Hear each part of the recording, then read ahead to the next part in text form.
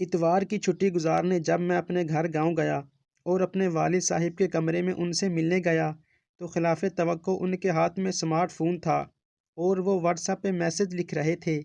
یہ صورتحال میرے لیے نہ صرف نئی تھی بلکہ حیران کن بھی۔ حیران ہو کر پوچھا کہ ابا جی لگتا ہے تبدیلی واقعی آ گئی ہے۔ اس عمر میں واٹس ایپ پر؟ ابا جی مسکرائے اور کہنے لگے، یہ اتنی بھی بری چیز نہیں ہے۔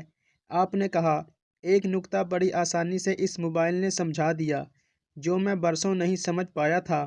میری حیرت میں اضافہ ہو گیا۔ ایسا بھلا کون سا نکتہ ہو سکتا ہے جو ابا جی کو سمارٹ فون سے سمجھ آیا؟ درخواست کی کہ تفصیلات بیان فرمائیں تاکہ ہم بھی مستفید ہو سکیں۔ ابا جی بولے کہ میں 10-12 دن سے دوستوں کے ساتھ واٹس ایپ پہ رابطے میں ہوں۔ جو دوست 1-2 دن رابطہ نہیں کرتے ان کے نام اور پیغامات بہت نیچے چلے جاتے ہیں، اتنے نیچے کہ میرا ہاتھ تھک جاتا ہے سکرول کرتے کرتے، اور جو رابطے میں رہتا ہے وہ لسٹ میں سب سے اوپر رہتا ہے۔ عرض کیا کہ ایسا ہی ہوتا ہے، اس میں کون سی بڑی بات ہے، یہ تو ہمیں سالوں پہلے پتہ تھا۔ ابا جی کہنے لگے، تم نے میری بات پہ غور نہیں کیا۔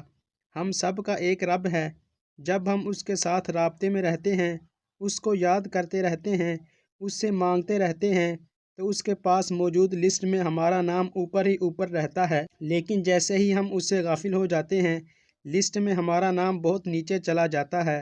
بس میں یہی نکتہ سمجھا ہوں کہ اگر اس کی لسٹ میں نام اوپر رکھنا ہے تو وقتاً فوقتاً اسے کسی نہ کسی طریقے سے یاد کرتے رہنا چاہیے۔